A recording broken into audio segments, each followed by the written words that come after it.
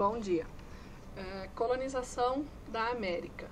A gente vai ver assim algumas características gerais sobre a colonização da América pelos europeus.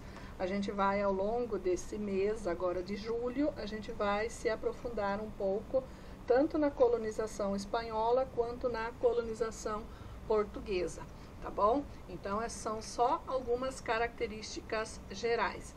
Aqui a gente tem nessa primeira imagem já um esboço de como eram os mapas da época e as caravelas, as embarcações utilizadas na época dessas grandes navegações, desses grandes experimentos feitos pelos europeus.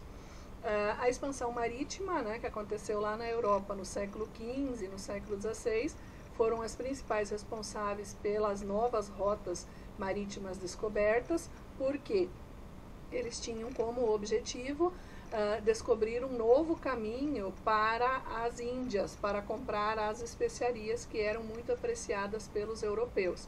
Por que eles queriam encontrar um novo caminho? Porque os italianos e os turcos, eles acabaram monopolizando esse comércio lá no mar Mediterrâneo, e isso fez com que eles tivessem que buscar um novo caminho para buscar essas especiarias lá nas Índias.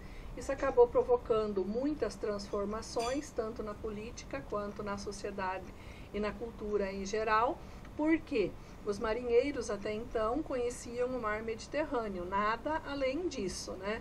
E isso acabava provocando muito medo neles, porque eles não tinham informações com relação ao universo e muito menos ao oceano, porque eles acreditavam que o oceano era povoado por monstros imaginários e esses monstros então poderiam engolir ou destruir as embarcações por onde eles navegavam. Além dos mapas ser bem rudimentares, né, bem simples, e eles não tinham muitos equipamentos que pudessem nortear essa navegação. Porém, como era uma aventura, né, uma aventura de descoberta de novas rotas marítimas, de dificuldades e encontros com povos desconhecidos, muitos marinheiros acabaram em troco de dinheiro, né, em troca de dinheiro, eles acabaram aceitando essas expedições, o que acabou provocando um espanto, né, desses povos que vieram da Europa para a América, devido às etnias indígenas que eles encontraram aqui, a grande quantidade, né, e a vastidão da fauna e da flora aqui encontrada nessas regiões. E isso acabou aumentando, né, essa sede de conquista desses povos europeus com relação aos povos que viviam aqui na América. Então aqui a gente tem, né, algum esboço, né, que foi feito desses tão temidos monstros marinhos que eram encontrados e acabavam então destruindo as embarcações, engolindo e comendo os marinheiros. Hoje em dia a gente conhece o mar, hoje em dia a gente sabe que o oceano ele é muito vasto, né, e tem muitos seres vivendo nas águas desses oceanos, como baleias, golfinhos em geral, né? Imaginem vocês naquela época uma baleia, né, emergindo e lançando-se ao mar naquela época, lá no século XV e XVI. Então, lógico que isso acabava provocando o temor dos marinheiros. Na época em que começaram essas navegações, a Europa conhecia o mar Mediterrâneo, né? Os navegantes eles costumavam comercializar com colônias ao redor do mar Mediterrâneo, vinham até essa região aqui, aonde os produtos eram trazidos da Índia através aqui do Golfo Pérsico, faziam esse transporte aqui por terra, né, porque essa área aqui na época ainda era fechada, só muito tempo depois é que se abriu um canal aqui, né, que liga o Egito, a região aqui do Egito, da África, com essa região aqui da Arábia Saudita. Até então, esse transporte aqui era feito por terra, tanto por aqui quanto por aqui, né? Porque não havia uma ligação marítima. Depois de muito tempo, né, os franceses acabaram comprando um território aqui dos egípcios e construíram aqui o canal de Suez.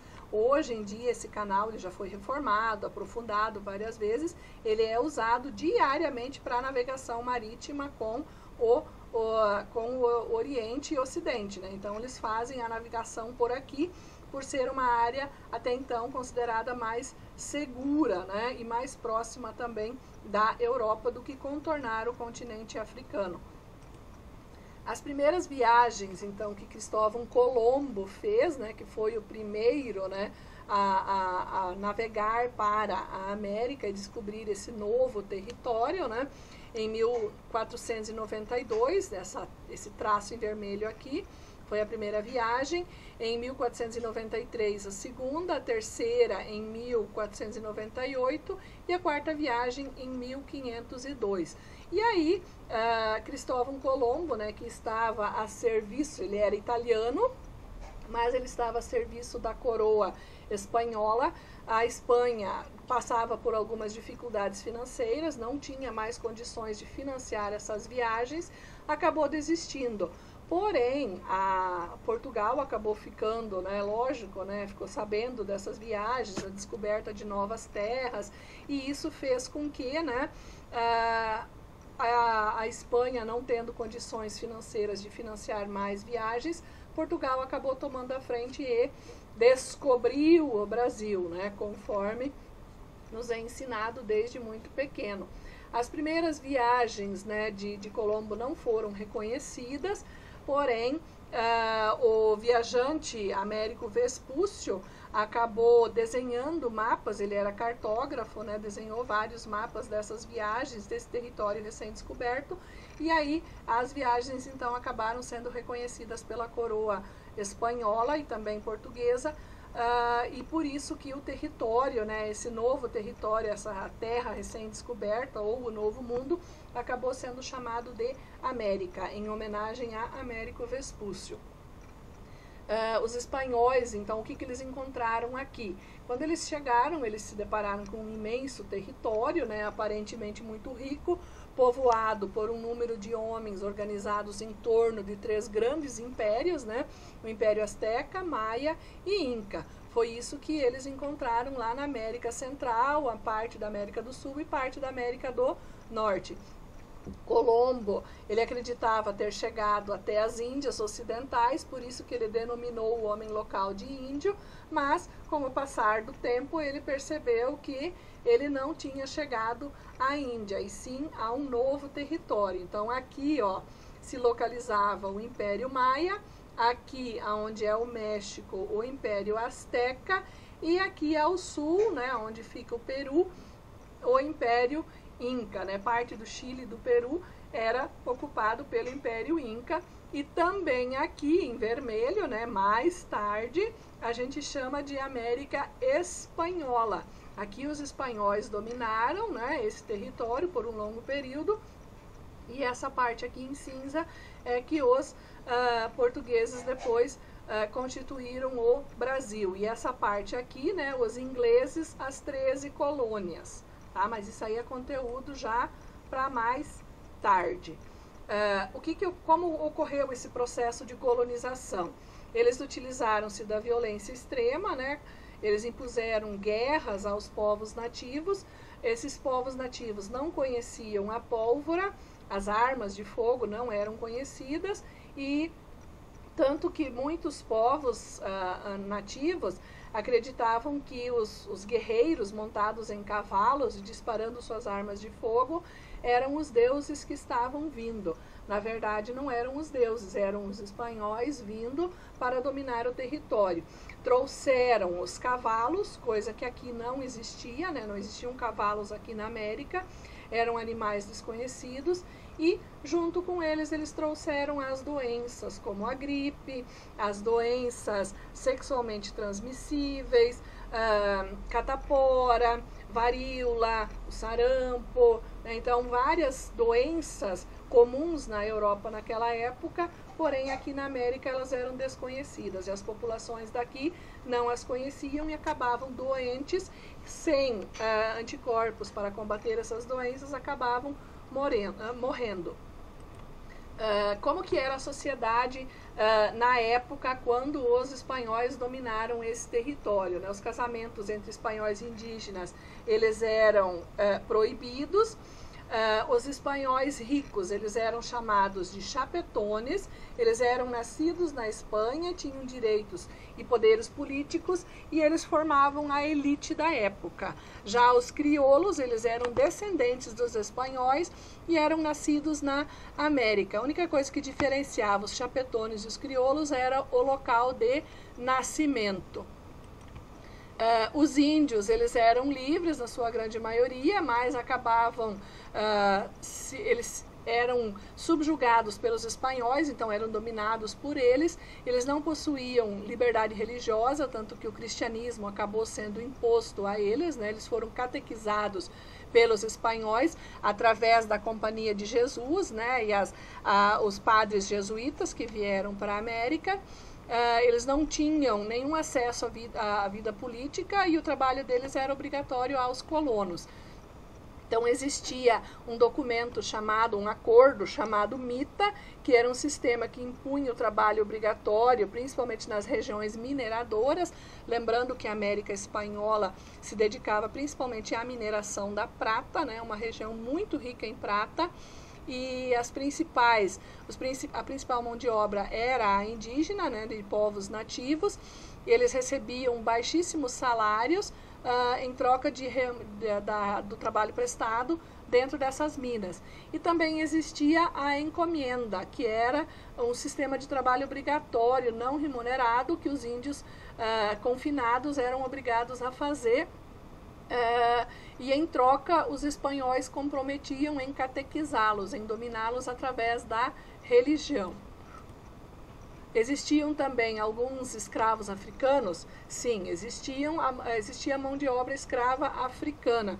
Ela foi muito utilizada, ela foi menos utilizada do que na América Portuguesa. Por que a gente fala América Portuguesa e América Espanhola? A América Espanhola é a região dominada pela França, colonizada pela França. A América Portuguesa é a região dominada e colonizada pelos portugueses.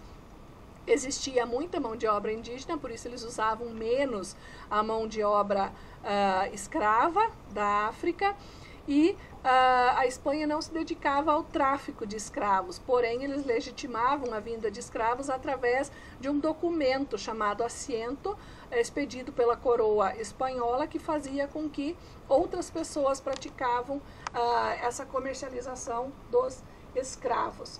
A administração colonial, ela era composta pelas casas de contratação, que era sediada em Sevilha, na Espanha, para organizar o comércio e fiscalizar o pagamento do quinto, que era o imposto cobrado pela mineração realizada aqui na colônia.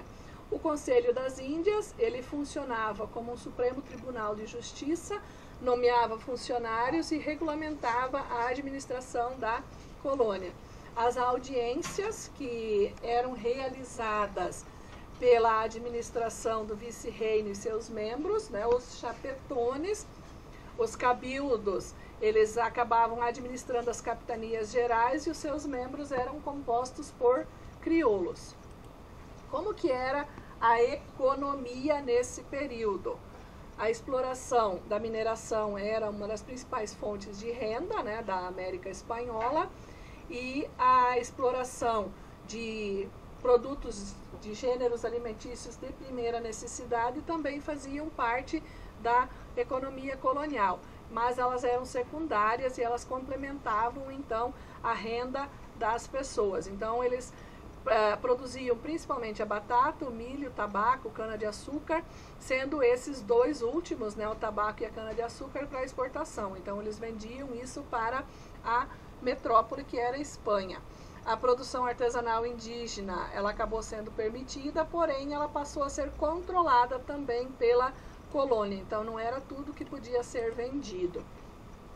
A colonização do Brasil foi um pouco diferente, né? Cabral acabou desembarcando aqui nessas terras em 22 de abril de 1500, né? Após Portugal descobrir que a Espanha havia descoberto essas novas terras, houve, né, uma versão contada pelos portugueses, dizendo que uma parte da frota que migrava para a Índia havia se perdido no Oceano Atlântico e teriam aportado então nessas novas terras, mas existe uma versão que conta, né, que já era tudo de caso pensado, né, que parte da expedição viria para essas novas terras e a outra parte da expedição rumaria até as Índias para comprar as especiarias e os artigos de luxo, né? Até então, né, a navegação ela era feita, né, depois que os turcos e os italianos dominaram o mar Mediterrâneo aqui e o comércio das especiarias, os portugueses e espanhóis, eles acabavam realizando a navegação ao redor, né, próximo sempre ao continente africano, mas eles não conseguiram chegar até as Índias, né, por causa dessa região aqui, conhecida como Cabo das Tormentas, onde acontecem muitos acidentes marítimos até hoje, né, por isso da necessidade de se abrir o canal de Suez aqui nesse território. E com a expedição liderada por Cabral, né, uma parte dessa expedição chega até aqui, em Porto Seguro, e a outra expedição segue até as Índias para comprar as especiarias. Então, com o passar dos anos, a disputa entre Portugal e Espanha se torna muito grande e é necessária a intervenção da Igreja, e a Igreja então passa a assinar o Tratado de Tordesilhas, dividindo esse território das terras recém-descobertas. Então essa parte aqui em amarelo passa a pertencer a Portugal, enquanto que esse outro território aqui passa a pertencer à Espanha. Porém, os portugueses não respeitaram essa linha imaginária do Tratado de Tordesilhas e acabaram adentrando, né, esse território. Tanto que hoje o estado onde nós vivemos, né, o Mato Grosso do Sul, se o Tratado de Tordesilhas tivesse sido respeitado pelos portugueses, nós estaríamos falando espanhol. E a nossa herança cultural seria a espanhola e não a portuguesa. Então aqui a gente tem uma pintura que foi feita, né, está no museu lá em Porto Seguro, a chegada, né, dos portugueses até aqui o território onde hoje é o Brasil. Portugal e Espanha, então, dividem o mundo entre dois, né, com o Tratado de Tordesilhas. Inicialmente, essa linha imaginária passaria aqui nesse pontilhado, porém Portugal não ficou satisfeita apenas com esse pequeno território e acaba, assim, então, firmando esse novo tratado, né, passando essa linha imaginária nesta região aqui. Porém, esse Tratado de Tordesilhas, né, ele acabou não dando muito certo, porque ele definia como linha de demarcação o meridiano 370, né, a 370 léguas a oeste pertenceria a Cabo Verde, então pertenceria aos portugueses e o restante do território aos espanhóis. Porém, isso acabou não dando certo, eles entraram em conflito mais uma vez, eles disputaram esse território mais uma vez, e aí, mais para frente, em 1750, durante já o período chamado de União Ibérica, que a gente ainda vai estudar, os portugueses começaram a expandir o seu território de tal forma que foi necessário, né, construir ou, né, fazer um novo tratado entre portugueses e espanhóis, e esse tratado acabou ficando conhecido como Tratado de Madrid. Esse tratado, então, ele foi firmado para delimitar os novos limites entre as respectivas colônias sul-americanas, pondo fim às disputas territoriais. Então, antes o Tratado de Tordesilhas passava mais ou menos aqui, o Tratado de Madrid acabou então expandindo o território para os portugueses, mas mesmo assim, né, nós aqui no Mato Grosso do Sul ainda estaríamos sob o domínio dos espanhóis, caso os portugueses tivessem respeitado esse território. Por hoje é só, se cuidem, fiquem em casa e usem máscara.